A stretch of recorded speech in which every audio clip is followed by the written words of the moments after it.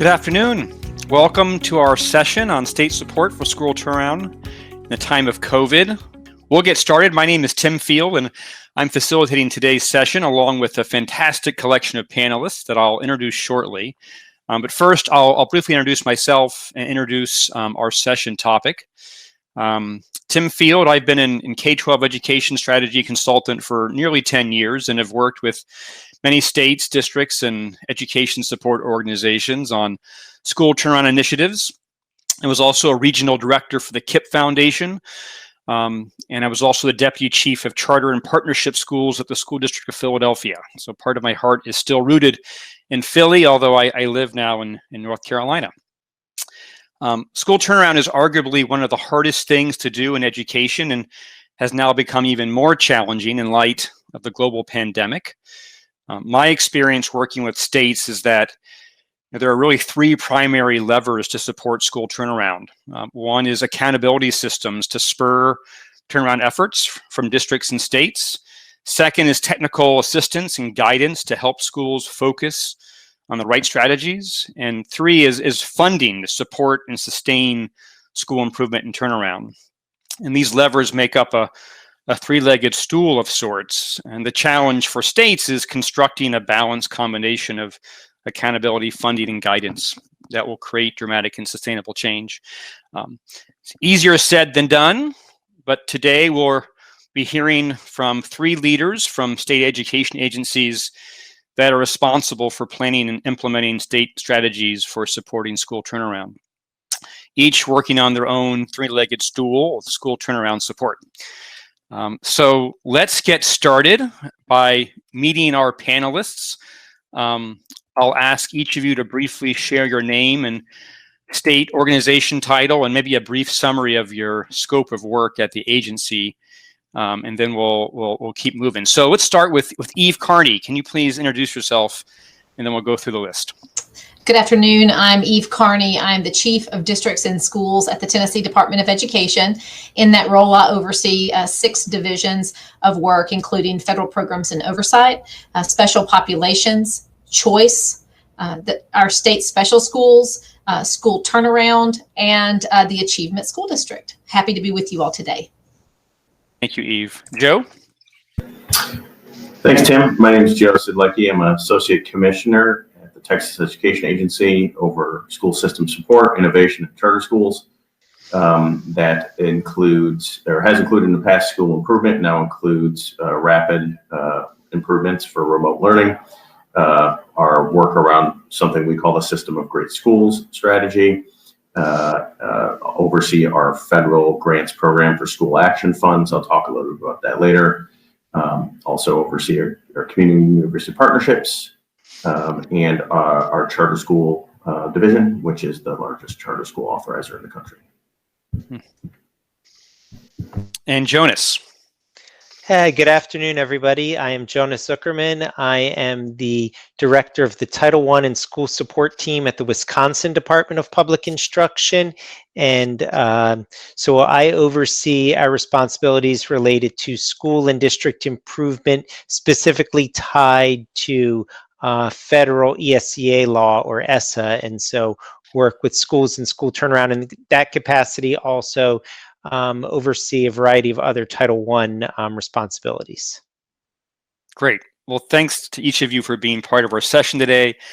So here's going to be the run of show. So for everyone, first we're going to conduct a very brief one-question poll for everyone who's attending. So just a warning for those out in TV land, I'm about to ask you to answer a live poll question. So get your hands on the buzzer. After our brief poll, I'll invite each panelist to share a little bit of background about their work, about kind of their most promising strategies for school turnaround and how COVID's impacted that. And then we'll kind of transition to questions. I have questions. We'll have a discussion with the panelists. We'll also invite members who've joined us to submit questions as well. So that's the show we have in mind. And I'm going to start us off with a panel, with a poll question, if I can get this to work. And so you should see, so again, this is everyone who's on the call. Take a look at this question of various backgrounds of those who are here, but please consider what specific impacts of COVID-19 are going to have the biggest impact on state initiatives to support school turnaround. So please, you should be able to select a response here. Please select your top two, but we'd love to hear your thoughts on what impact COVID-19 is going to have on state initiatives to support school turnaround. So take a moment here. Give us your input. What do you think?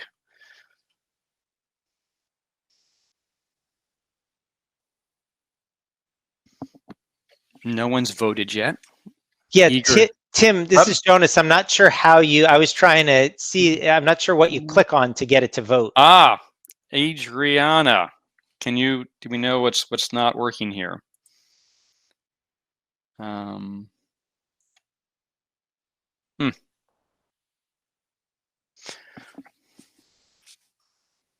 We're having a problem with the voting. We may have to vote internal voting here, internal poll.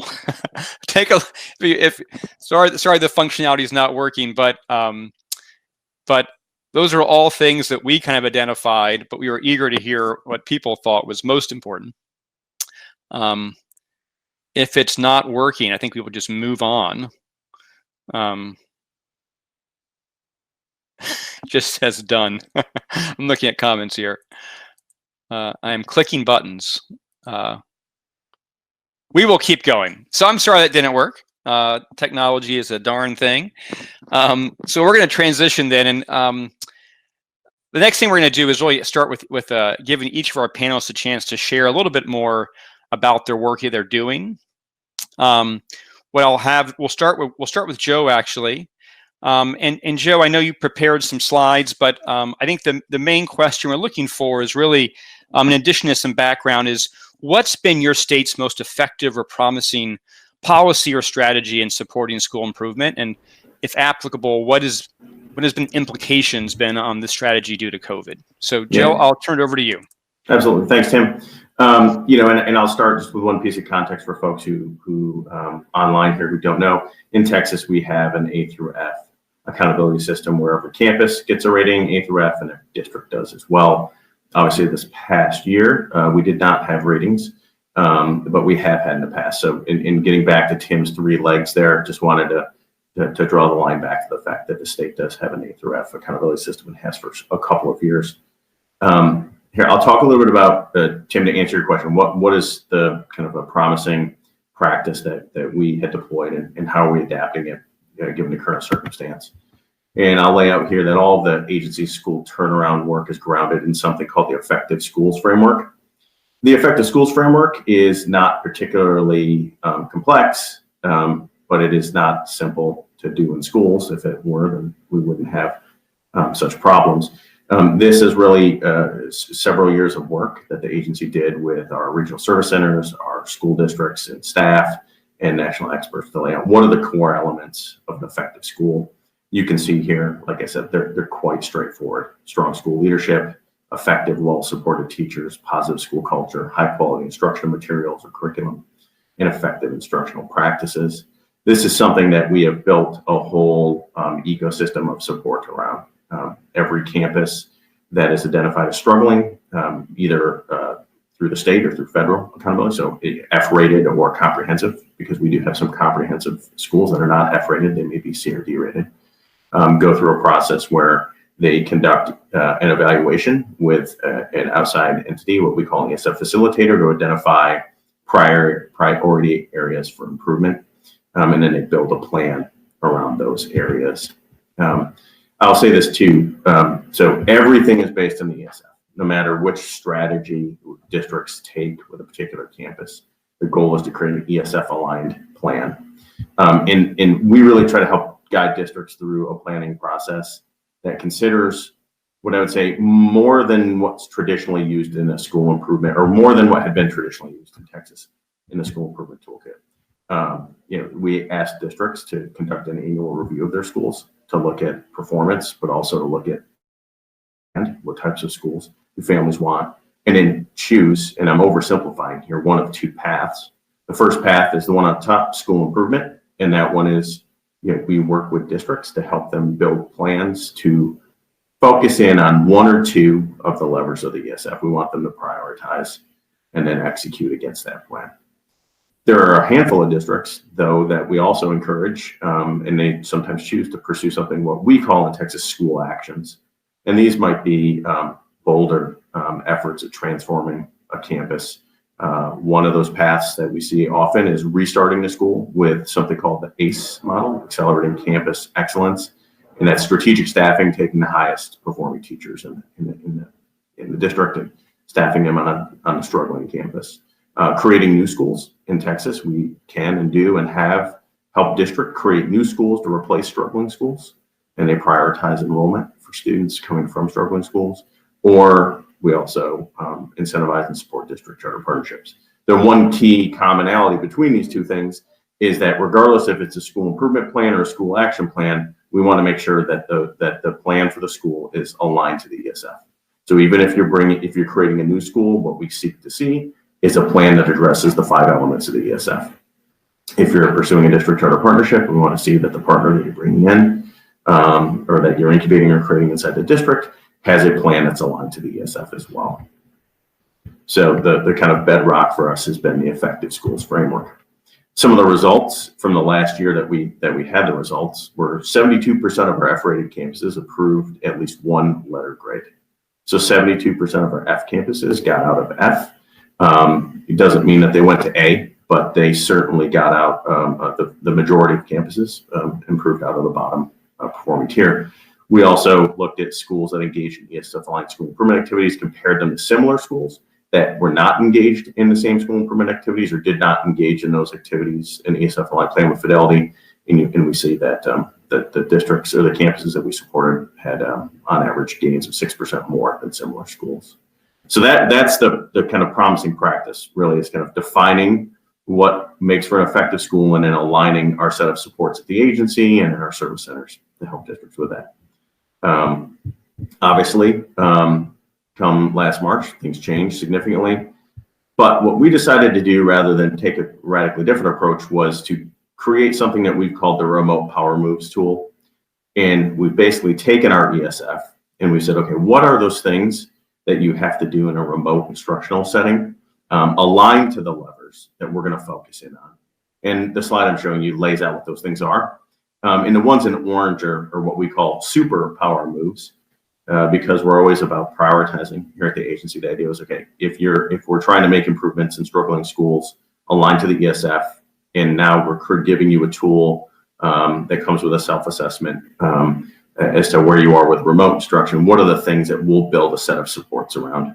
And then the agency over the last number of months has built a set of supports around these superpower moves that are highlighted in orange. And this slide just gives you a few examples of what those are. One of those superpower moves is resilient staffing models and team roles. We're really trying to help districts move from a concurrent instructional model where teachers are teaching roomies and zoomies, as some people have called it, at the same time, to actually specializing in their delivery.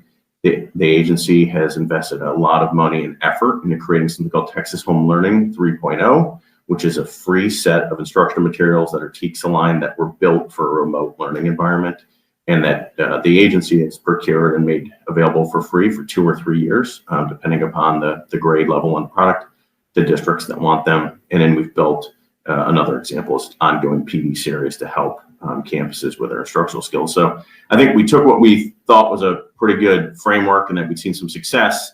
We adapted it to be more remote specific.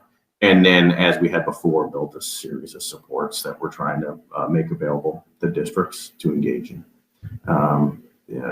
during this time. So it's not a wholesale shift in what we've been doing. It's an adaptation, really. Great. That's great, Joe. And I just to kind of connecting to this notion of accountability, guidance, and funding, I think you really emphasized a lot of the guidance you all have developed and the tools. And I think really exciting to see how you would quickly adapted to make it relevant for COVID. I know there's also been a lot of work you've done on the funding side and how you're using state funding and how that's affected behaviors. And we can get into that later perhaps, yeah. But that was really, thank you for that overview. Eve, do you want to talk more about Tennessee?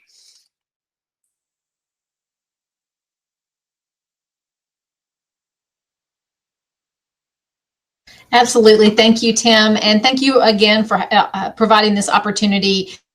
As you kind of shared, turnaround is especially challenging in the best of circumstances, certainly more challenging where we are currently, which is why forums like this are really important to share practices and collaborate. So appreciate that. Took notes during Joe's presentation as well. Share a little bit about Tennessee, starting with our context and some landscape. Typically in Tennessee, we have about 90 priority schools right now across 5 districts with concentrations in 3 primary areas: West Tennessee, Memphis or Shelby County, Davidson County or Nashville and Middle Tennessee, and Hamilton County, which is Chattanooga, and Southeast Tennessee. In addition to what you see on your screen, we also have 184 schools that are targeted and additional targeted support that we did not include on the map, but clearly our priority school demographic here is pretty concentrated in some key areas. So one of our primary strategies, and I'm kind of hinging on the word promising, kind of where we are currently with this, is the Achievement School District, which was the state turnaround district created through Race to the Top, intending to be the state's most intensive intervention for schools identified for improvement. So in Tennessee, that's priority schools or comprehensive. There also are comprehensive support and improvement schools. Currently in the ASD, we have 27 schools. 23 of those are charter operated schools. 4 of them are schools directly run by the department. Outside of the ASD would be other priority schools that are served in their home district through traditional supports and assistance, funding and other technical assistance through the department. So we're almost a decade into this intervention, and this is really an interesting time in which we find ourselves in. While we have seen some positive kind of bright spots, with 3 schools earning exit in 2019 and 5 of those schools earning the level 5 TVAS, so showing very high growth, we aren't seeing that same level of growth across all of the schools in the ASD. And really kind of it's prompting us to do kind of a step back and really take stock of what is and what isn't working in that intervention, kind of acknowledging that we haven't been as successful as we want to be. So what changes are necessary if the ASD is going to, 1, be an effective intervention, and 2, continue to be the state's most intensive intervention. And so that is really kind of where we find ourselves. That's where we were pre-pandemic as well. So that's what we'll talk about now. Part of that pre-pandemic work was around also thinking more broadly about how we are supporting priority schools more broadly, knowing that the majority of the schools that are in priority status are being served by their districts. And so it's really just an acknowledgement by us that, number 1, not every school is in the same place. We know we have schools that are first time on the list schools, and then we have schools that are on the most 2 recent lists and beyond. Those schools are in very different places. So trying to really rethink our structure to be responsive to that, knowing that kind of in that bottom tier where you see improvement, that's kind of the base level supports, thinking about schools who may be first time to the list and who are maybe on a stronger positive trajectory would be served at that level. Going up to a more increasingly intensive intervention in tier 2, also, which would be district-led, knowing that we would provide kind of stronger guardrails around the things that we know have to be true for schools. And that would be the strong instructional leader in the building, highly effective teachers in front of kids, high-quality instructional materials being taught, and then those critical wraparound supports that are needed. So a lot of that support in tier 2 is very kind of more prescriptive, but still district-led. Finally, tier 3 being that achievement school district, and in that rethinking how that intervention will become more impactful as schools move up this kind of tiered intervention model. One thing I'll note across the bottom is really trying to be a little more intentional with supports for what we call focus schools, or the targeted and additional targeted support schools. We heard from stakeholders the importance of engaging and supporting schools and districts before they become priority schools. So really trying to ramp up that support in that when they're first identified as a TSI or ATSI school, hoping to prevent them from that additional designation. As I mentioned, this work was well underway before spring of 2020 happened. Fall of 19, we had 6, stakeholder meetings across the state. Again, in January of 2020, trying to really reset and think through how we better support priority schools. And so part of that was halted in March when the pandemic occurred. And similarly to what Joe shared,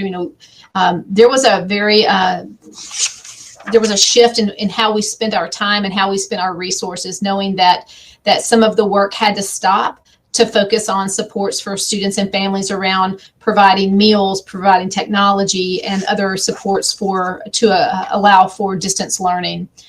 Also during that time, our agency really focused intensely on getting districts what they needed. And part of that was over 100 resources for reopening, and first closure in the spring and then reopening in the fall.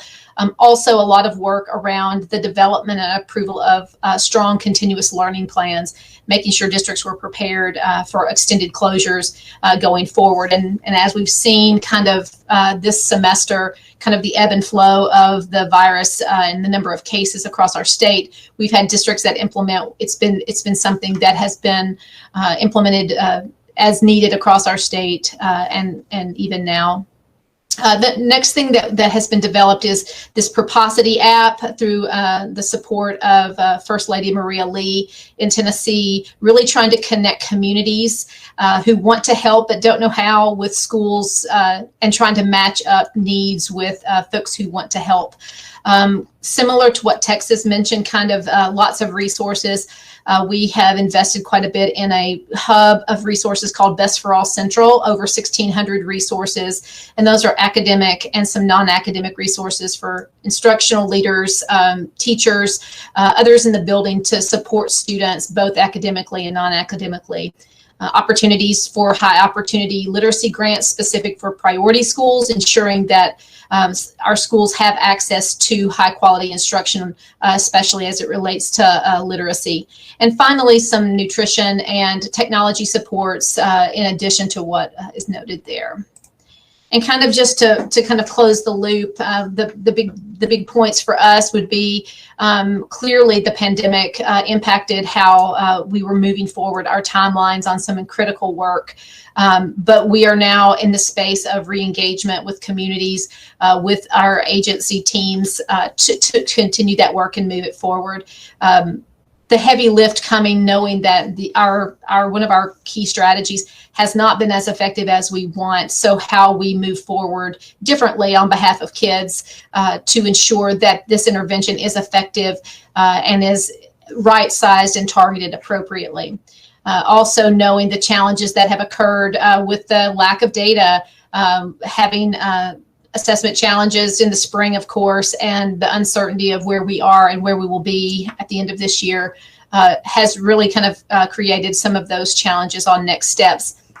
Finally, we just really focusing on that resuming communication around that tiered model, moving away from a one size to something that is really more responsive to where districts are doing the hardest work and the most urgent work of our agency. And that's kind of where we are, Tim. Thank you, Eve. And I note that this list has at least 2 of the items that were in our defunct poll, which is just the uncertainty of assessment data and how that affects a school improvement system that's all tied to accountability and assessment. Great, thank you. So Jonas, I'll turn it over to you. Please share what's happening in Wisconsin. Yes, thank you very much. So this is a little bit of us from Wisconsin, and speaking to our state system of support, improving low-performing school systems. Some of the concepts that I'm going to talk about have already been touched on by Texas and Tennessee.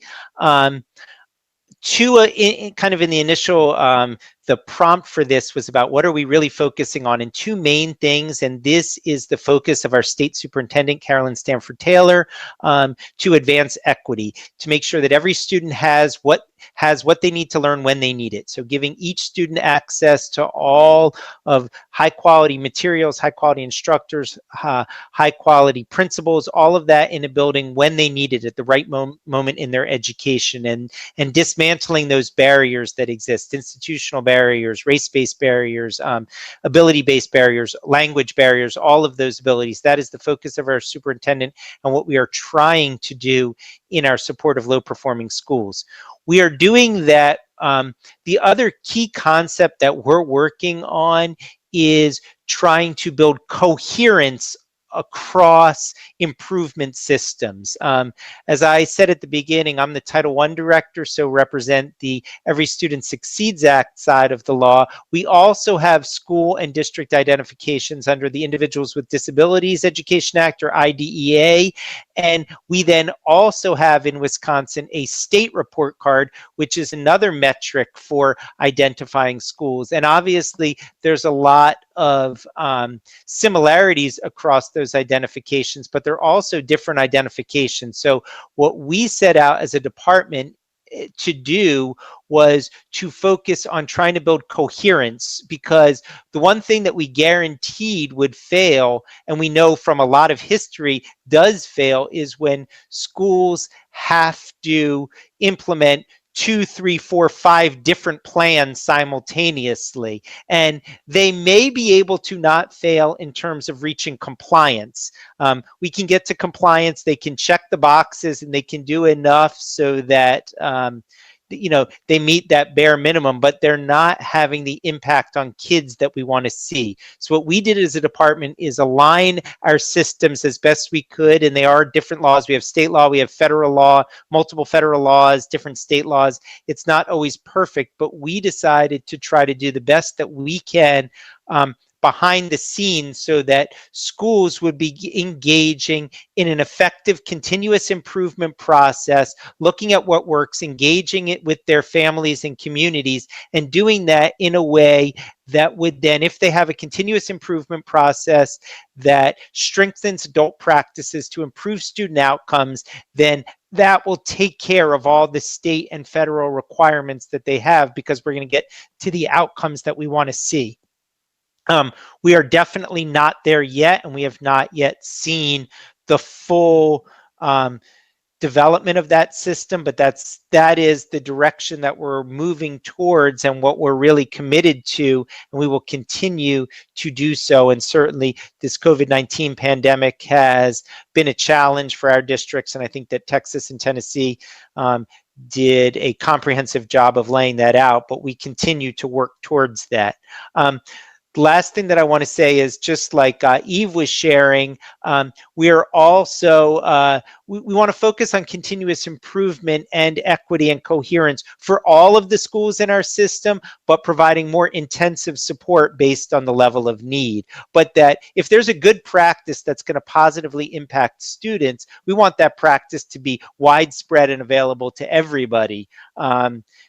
Because every school, like Eve said, there's the schools who are in need of significant improvement, those who might be close to that. But even schools, the other thing is that, especially tying back to the equity, which I started with, even in the schools where overall the schools doing really well, those schools can use continuous improvement processes to look at each individual student and find the pockets of students, whether they're English learners, whether they're students with disabilities, whether they're Native American students, whether they're African American students. A group of students in that school who's not performing well can still benefit from all of these processes. So we want to make them available to schools and communities across the state. And I'm going to wrap with that. Thank you, Jonas. And I love that you brought up this challenge that I'm sure Eve and Joe have struggled with, which is that, these states touch these schools in multiple ways. It's not just through the school improvement dollars. There's all these other components of what the state does. And I think that challenge of how you coordinate and align is really important. And I'm glad you kind of brought that into the discussion. We're going to move into more of a discussion Q&A part of the webinar here. If for those who are out there, I have many questions, but please feel free to either there's on your bottom right there's like a little question mark icon. You can click on there and submit questions. We'll save time towards the end certainly to address some questions. You can also put it in the chat, but we're trying to separate the chat from the questions, but do your best. I'm going to start my first question. We have a diverse audience. I'm sure we have folks on the policy side. We have folks who are probably implementers at district or state levels. My first question is really about policies. And I'm curious, and each one of you can answer this if you want to, is what are the most influential policies that are determining how school turnaround looks in your state? So I'd love you to think about on the policy side, what's been a major driver of what maybe what the good work is that's happening in your state. Eve, do you want to start us with your thoughts about that? Sure. Thank you. I have to say, though, I think it really is grounded in the fact that Tennessee has been very fortunate, probably over the last decade or so, to have 3 consecutive governors who have prioritized education in their administration and in their budgets. And that's been a huge focus from going back to Race to the Top, which was really what brought the ASD into existence. So it's really kind of that strategy is embedded there, but also just that continued focus on literacy that we have in our state, even now with under Governor Lee. We also have a commissioner who feels really strongly around support for priority schools, not just within a team or at the department, but really the concept that these priority schools belong to our agency. And so even within our work, kind of enforcing supports for priority schools from the standards and materials team, the data team, et cetera. So I think it's kind of grounded in the leadership, both at the executive level with the governor, but also our General Assembly being very active in some of the legislation around the Achievement School District. So those 2 pieces there. Of late, I would say our engagement with the State Board of Education around some of the work for the continuous learning plans and some of the waivers that were needed to address things like attendance and other policies around virtual learning, et cetera. So I would say currently in response to the pandemic, it has been more state board level, but I would be remiss if I didn't say that I think that perhaps some of the more influential policies may come in our next legislative session that begins in January, knowing that accountability, assessment, school turnaround, other things are front of mind for our governor, for our legislators, et cetera. So I think that we will see a lot of activity in the next session around those key items for education here. So those would be the ones I would flag. Great, thank you. Jonas, Joe, anyone want to comment on? Yeah, I mean, I'll pop in. I think, Texas has had a law on the books for a few years, which basically states that if any campus in a district is failing F-rated for 5 consecutive years, then the state is compelled, doesn't have a choice to either order the closure of the campus or take over the appointed board of managers over the district, which is effectively taking over the district. I think that's been a real incentive for folks to improve. I mean, I think districts intrinsically want to get better. They do not want to be in these circumstances for the kids that they're serving. But that adds a real stick, if you will. And then on the other side, there's the policies or how we use the resources or the carrots, right? So everybody, I showed the slide before that showed that there's school improvement strategies and where there are school action strategies. Every comprehensive campus gets school improvement funds, right? So that's spread out to everybody. If you want to take a school action, then you can apply for those resources and they're much more significant. So I think that's the carrot there, is to say, if you're struggling, you'll get resources and support. If you're struggling and want to take a potentially bolder step, then we'll resource it at a higher level as an incentive for folks to get there. I'll also say, like there's been a fair amount since COVID struck of waivers that we've received from either the governor's office or the agency itself, allowing districts to operate in a very different manner. I think that's been incredibly important. And I think as we come into our legislative session, we'll see where things go.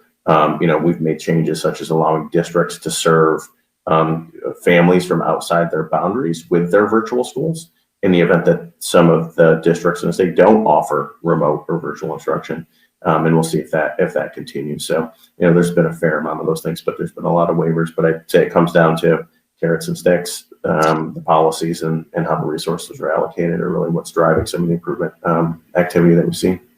And I just comment, knowing a little bit about Texas, that really tight, tough accountability provision around 5 years of failure.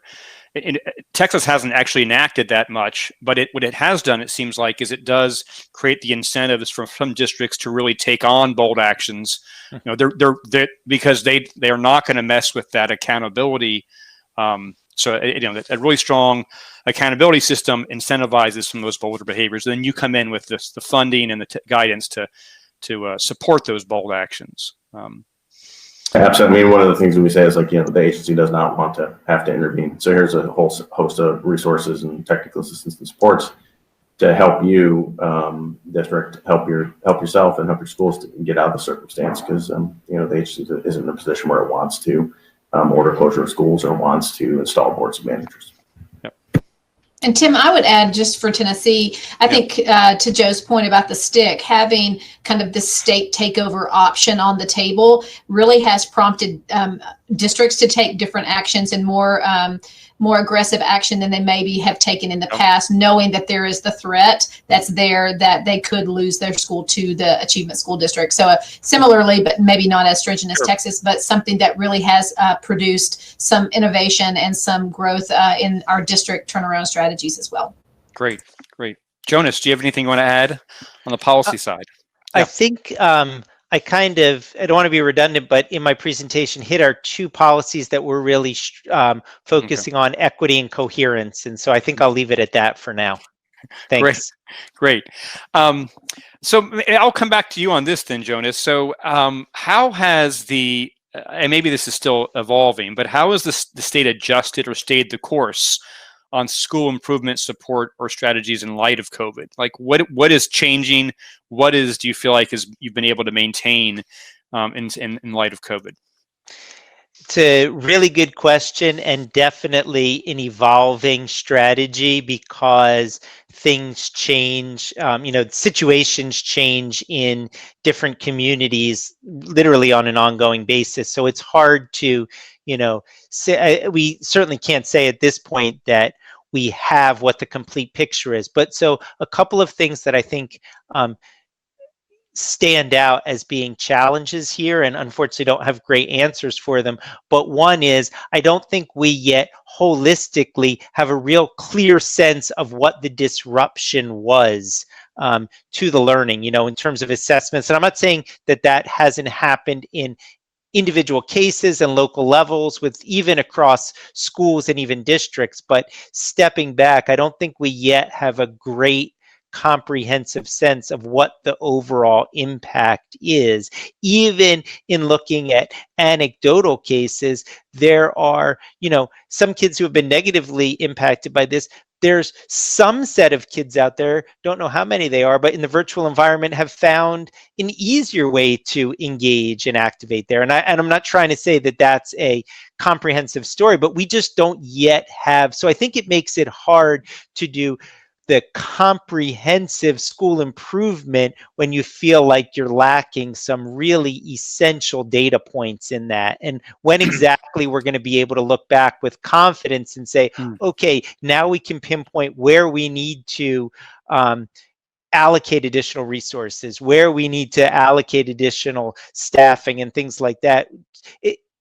On what's today, December 2nd, don't have a clear sense of that yet. And I know that that's frustrating in this work, because you don't want to feel like you're getting behind, but you don't really have a sense of where you are. It was noteworthy. Even national news, NPR yesterday was talking about MAP assessments. And for unless you're in the education business, who ever heard of MAP assessments? But there was just a big story in the last day about what are some early results on national MAP. And I'm curious, even Joe, on that point, have you all seen data? Are you getting a sense? Are you getting some kind of picture of where districts are, where students are in your state? I mean, not as systematically as we have in the past. So We have, at the end of last year, we offered the state test, the STAR test, as an option for families. And you could take it in school or you could take it at home, actually. And a fair number of folks did, but we did not use that for any sort of accountability purposes. It was largely for families to understand where their students were, and for schools to understand where their students were too. Similar at the beginning of the year, we offer free beginning of the year assessments that are aligned to the STAR, the state test. And we'll offer middle of the year in January, and there's yet to be a determination about what we'll do with the state test at the end of the year. So there is, I would say, does this agency have data? No, we don't. But what we've tried to make available to districts is they have the opportunity, or families themselves, to understand where their students are, so that they can better understand. Now, one of the things that we've done when we make those free assessments available to folks is we say the state will not collect that data, because we want folks to use it for improvement purposes and not necessarily be concerned with the state using it for accountability purposes. So that's the reason why I'd say we've made a big effort to help districts understand and families understand where their students are, but that we have not kind of collected that at the state level in an official way. I will just tag on to that, because that we're much in the same space of having some beginning of year checkpoint assessments available to districts, but again, to inform kind of where they are locally, not for state accountability purposes, clearly. I think the other thing for us that is really curious is that, as I mentioned on our map, we had these concentrations of our priority schools in Memphis and Nashville. Both of those districts are almost all virtual. I know Davidson County tried to come back in person in a couple of grades, and now are all virtual and have been for the majority of the semester. And so again, really challenging in that space, to Jonas's point, of knowing when you have a sufficient amount of data to base decisions on. But I would say we were kind of well underway with some big work. We are in the midst of also hiring a state turnaround superintendent, as well as the ASD and turnaround framework work that we've been shifting. So it was a little bit of a pause.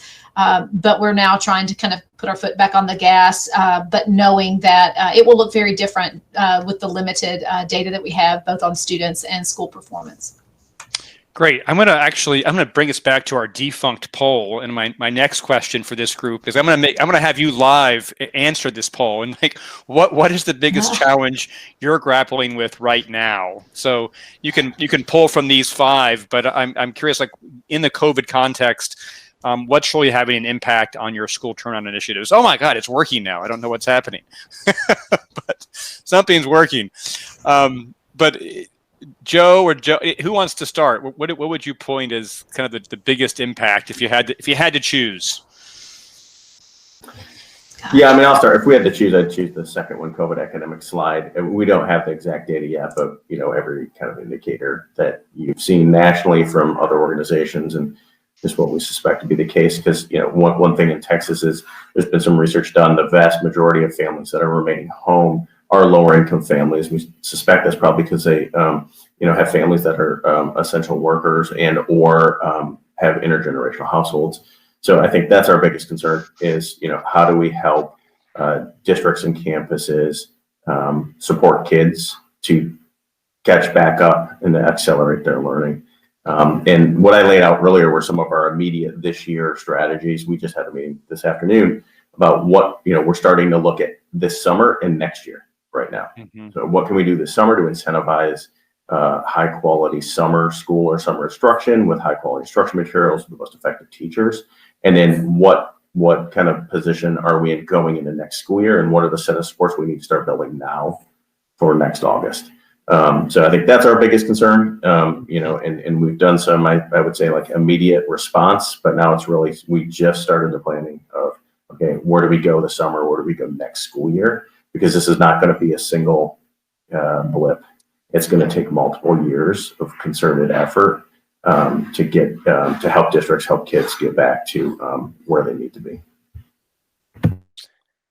Yeah, can I add to that, Joe? Please. I agree with that. And it's interesting kind of seeing the poll results here, which now is working. But yeah, I agree, Joe, and what you said about the academic slide in the short term. I see, though, there being a connection with the next item down of the short and long-term impacts on social and emotional health of students and staff.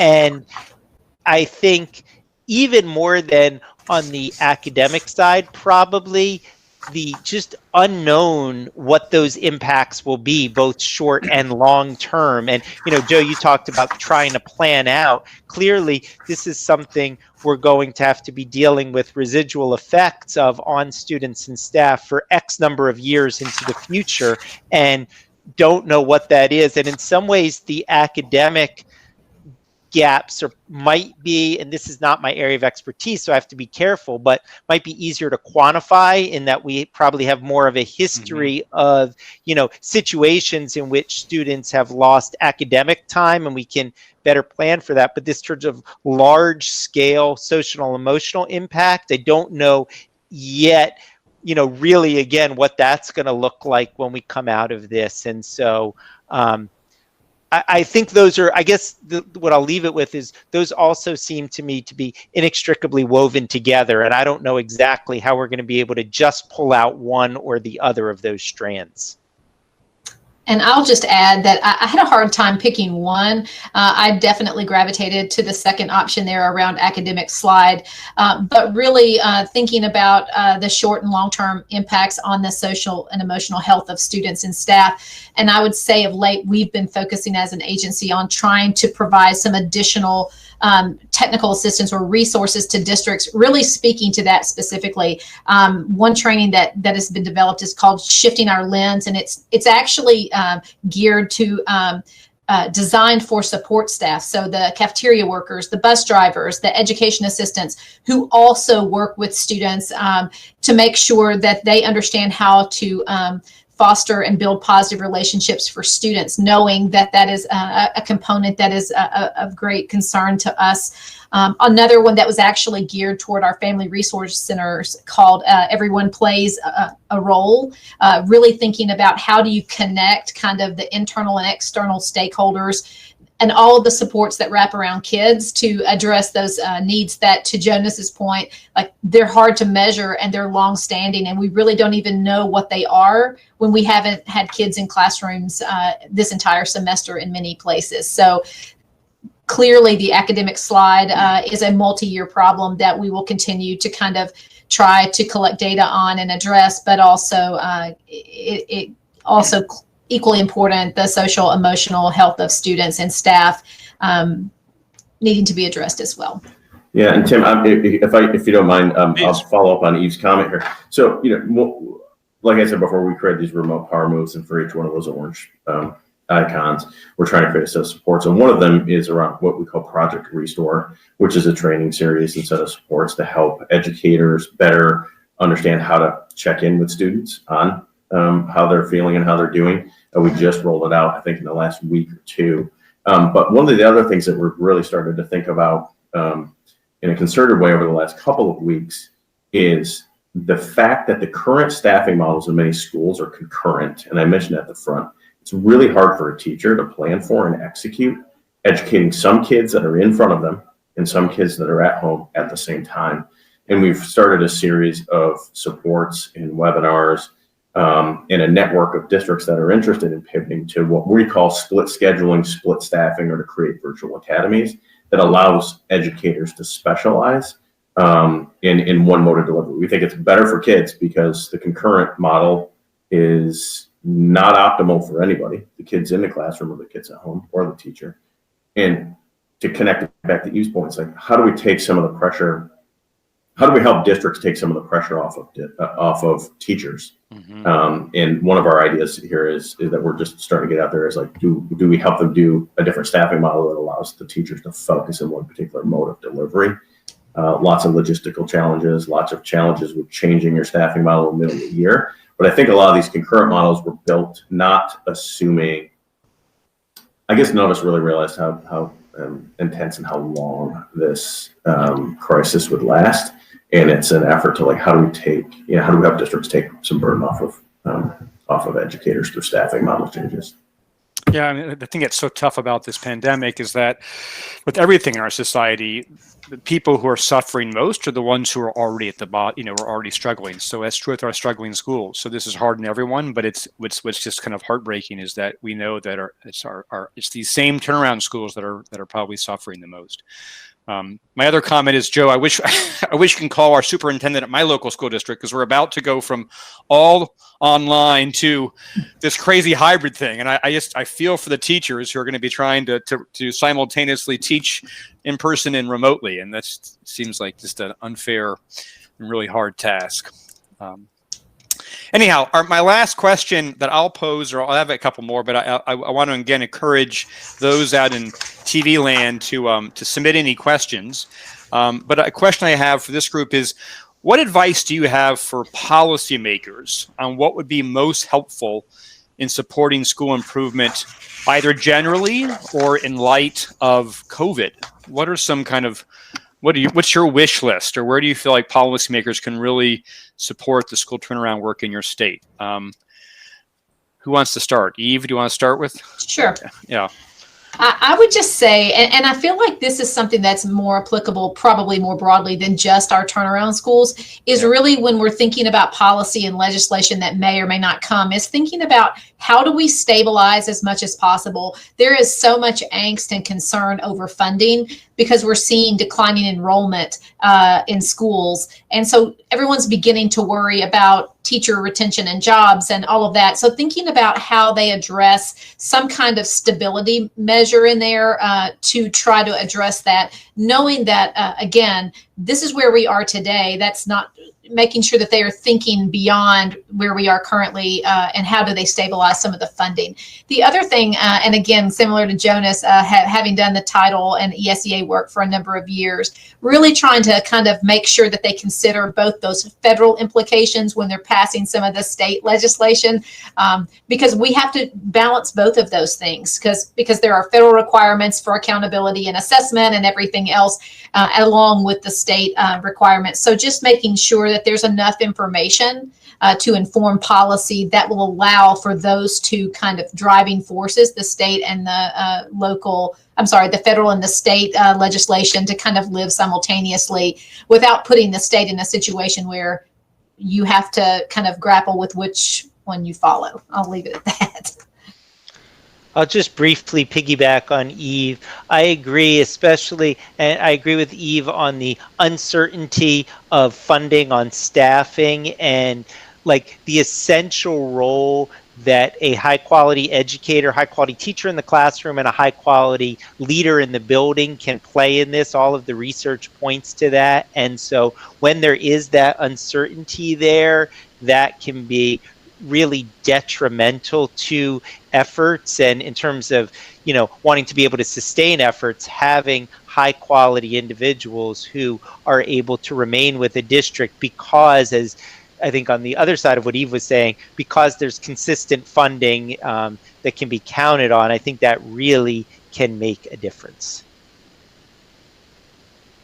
Yeah, Tim, I'll say just as a reminder, as an agency, TEA, we implement policy, don't make it. So if you're asking me, I'll answer those questions if I'm advising policymakers outside the state of Texas, because I think what we've got in our state is pretty solid infrastructure to work with. But I think I just kind of follow up on what even Jonas said, the importance of clarity. So kind of acting now to create clarity over the next couple of years, as opposed to operating by waiver, just-in-time waiver authority. I think districts want, crave, and need, deserve some certainty out into the future as to how long certain policies will stay in place or how long certain waivers will stay in place. Stability, I think, also is funding. So it's not necessarily more funding, but it's clarity on funding, so that there can be a little bit more certainty in as much as it's possible for districts and schools to plan around. So I'd say those are two of the key things. I'd say third too is simplicity. I think a fair amount of the waivers that the agencies offered, and I think that many state agencies have been in this place, we're hearing about things week to week and then slightly tweaking FAQs and policies, and an effort over the next year or two to simplify as much as possible, create basic rules that are easy to understand. So this is all around policymaking, around stability, certainty, clarity, simplicity, and not creating so many rules and strings that it's hard for a district to plan, because it's the hardest it's ever been to plan without any of those things. So I'd say those are some big picture things. The last point I would make is a real effort to think about what is it that when policy is being made, what is it that works best for families and kids, as opposed to what necessarily works best for institutions, whether it's the state agency or districts. And to keep in mind that you don't want to limit options that families have when you're making policy, even if it's hard for institutions to offer multiple options for families. What are we, I'll ask this, what are we not talking about, or what have we not addressed that you feel like is really important to the work you're doing when you think about school improvement and school turnaround in your states? What have we not talked about? I mean, we've just gotten to it here at the very end, which is resources in the longer term, right? That we're going to be in a really difficult budget crunch. There's, generous CARES Act funding that was provided, but that is not going to sustain schools for the long run, particularly when there's a fair number of kids who are leaving the public system, or at least aren't engaging with the public system. So I think that that's a really important one. And to my point before, I don't necessarily think the answer has to be more resources, but it has to certainly be not less resources and some clarity so that folks can plan, assuming the resources that they have. So I think that's the key thing that we didn't talk about until the very end. That drives tons of decisions. It's resources that matter a great deal. Yeah, I was thinking CARES Act as well. Like, we've gone through these moments in the past of these very kind of large influx of funding, and then the cliff that follows, and trying to help districts think through how to be strategic about how to invest one-time money versus continuous or recurring funding.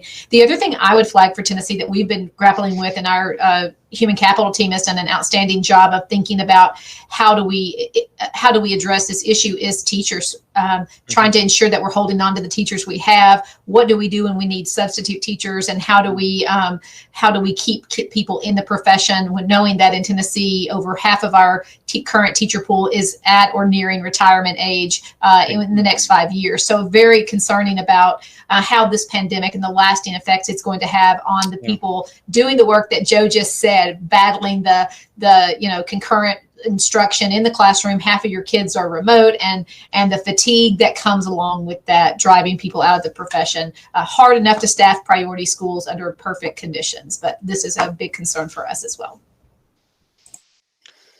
I think the only thing that I would add, I agree with that.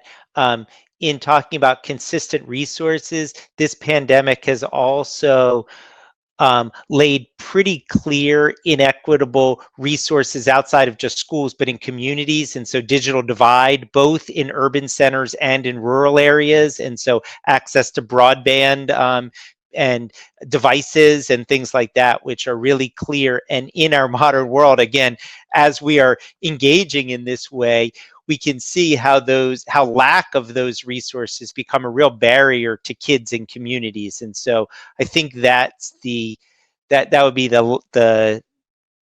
only thing that I would add to this part of the conversation. Yeah, Jonas, that's a terrific point. And we're all hearing stories in newspapers and different places about the real entrepreneurial superintendent who's put Wi-Fi on buses and they're parking them in different neighborhoods.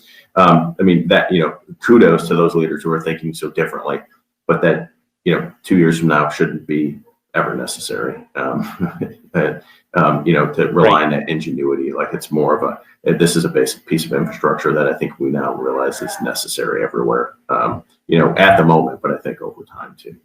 Yes, Joe, totally agree. My last thought, and then we'll wrap, is just, I think what's been really so hard on so many different levels is just and I think you probably would all agree with this, just the unknown of when is this going to end? What's going to happen? So it's just so hard to plan. In hindsight, if we could know that, we're going to be in this lockdown mode for X number of months, you could plan accordingly, but that we weren't afforded that luxury. And I guess my hope for all of us on this call and all our schools and districts is that if we can at least look back at this experience and learn from it. we're gonna know, we'll be able to reflect on what we did and what we didn't do, and I hope it makes us wiser and smarter about our future efforts. So with that, I want to thank each of our panelists, Eve Carney, Joe Siedlecki, and Jonas Zuckerman, for taking the time out of their day to be with us. Thank you, ExcelinEd, for giving us this opportunity. And thanks to all of you who've joined us. And with that, I will say goodbye and enjoy the rest of your afternoon. Thanks so much, Right. everyone. Thank you, Tim. Bye, everybody. Thank you you. very Bye-bye. much. Bye-bye. Bye-bye. Thank you.